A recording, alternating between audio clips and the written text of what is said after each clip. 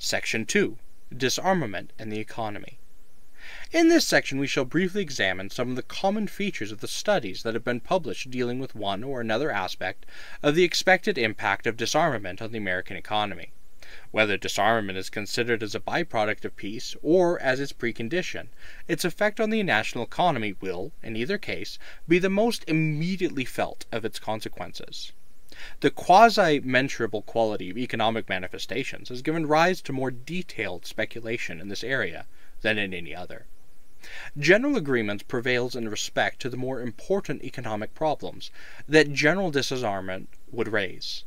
A short survey of these problems, rather than a detailed critique of their comparative significance, is sufficient for our purpose in this report. The first factor is that of size. The world war industry, as one writer has aptly called it, accounts for approximately a tenth of the output of the world's total economy.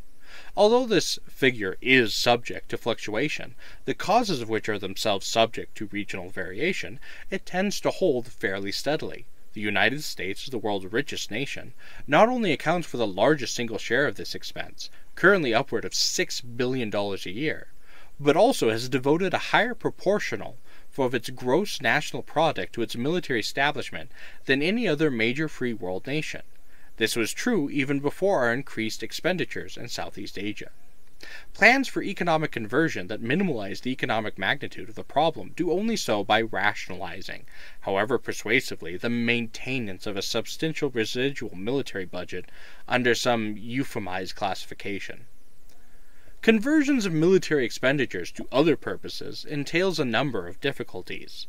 The most serious stems from the degree of rigid specialization that characterizes modern war production, best exemplified in nuclear and missile technology. This constituted no fundamental problem after World War II, nor did the question of free market consumer demand for conventional items of consumption. These goods and services consumers had already been conditioned to require. Today's situation is qualitatively different in both respects. This inflexibility is geographical and occupational, as well as industrial, a fact which has led most analysis of the economic impact of disarmament to focus their attention on phased plans for the relocation of war industry personnel and capital installations as much as on proposals for developing new patterns of consumption. One serious flaw common to such plans is the kind called in the natural sciences the macroscopic error. An implicit presumption is made that a total national plan for conversion differs from a community program to cope with the shutting down of a defense facility, only in degree. We find no reason to believe that this is the case, nor that a general enlargement of such local programs, however well thought out in terms of housing, occupational retaining, and the like, can be applied on a national scale. A national economy can absorb almost any number of subsidiary organizations within its total limits, providing there is no basic change in its own structure. General disarmament, which would require such basic changes, lends itself to no valid smaller-scale analogy. Even more questionable are the models proposed for the retaining labor of non-armament occupation. Putting aside for the moment the unsolved questions dealing with the nature of new distribution patterns, retraining for what? The increasing specialized job skills associated with ore industry production are further depreciated by the accelerating inroads of the industrial technologies loosely described as automation. It is not too much to say that general disarmament would require the scraping of a critical appropriation of the most highly developed occupational specialties in the economy. The political difficulties inherent in such an adjustment would make the outcries resulting from the closing of a few obsolete military and naval installations in the 1964 sound like a mere whisper. In general, discussions of the problem of conversion have been characterized by an unwillingness to recognize its special quality. This has been exemplified by the 1965 report of the Ackley Committee. One critic has pointed out that it blindly assumes that nothing in the arms economy, neither its size nor its geographical concentration, nor its highly specialized nature, nor the peculiarity of its market, nor the special nature of much of its labor force, endows it with any uniqueness when the necessary time of adjustment comes. Let us assume, however, despite the lack of evidence, that a viable program for conversion can be developed in the framework of the existing economy, that the problems noted above can be solved. What proposals have been offered for utilizing the productive capabilities that disarmament would presumably release? The most common held theory is simply that general economic reinvestment would absorb the greater part of these capabilities, even though it is now largely taken for granted, and even by today's equivalent of traditionalized laissez-faire economists, that unprecedented government assistance and concomitant government control will be needed to solve the structural problems of transition. A general attitude of confidence prevails the new consumption patterns will take up the slack. What is less clear is the nature of these patterns. One school of economists has it that these patterns will develop simply on their own.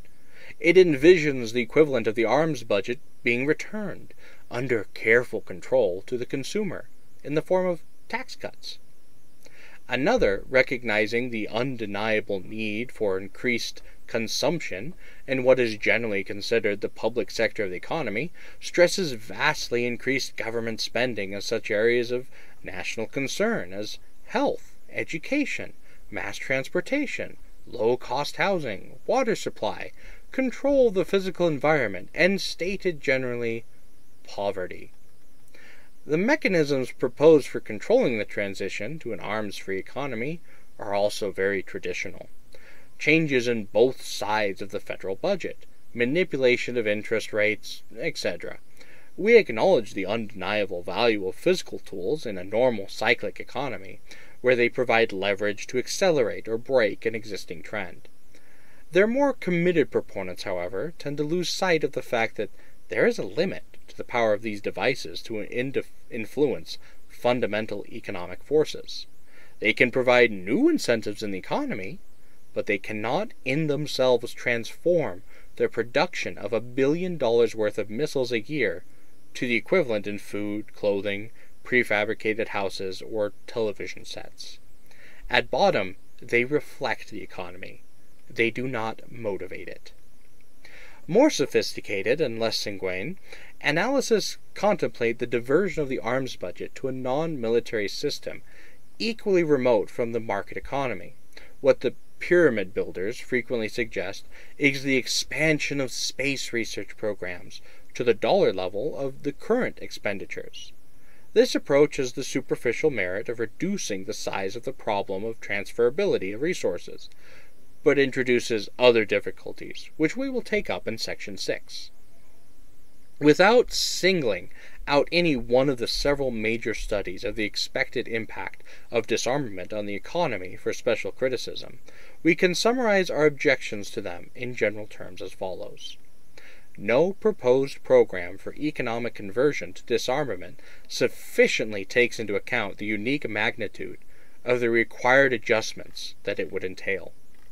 Proposals to transform arms production into beneficial scheme of public works are more the product of wishful thinking than of realistic understanding of the limits of our existing economic system.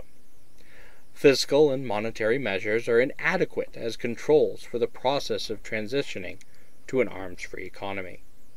Insufficient attention has been paid to the political acceptability of the objectives of the proposed conversion models, as well as of the political means to be employed in effecting a transition. No serious consideration has been given, in any proposed conversion plan, to the fundamental non-military function of war and armaments in modern society. No serious consideration has been given, in any proposed conversion plan, to the fundamental non-military function of war and armaments in modern society. Nor has any explicit attempt been made to devise a viable substitute for it. This criticism will be developed in Sections 5 and 6.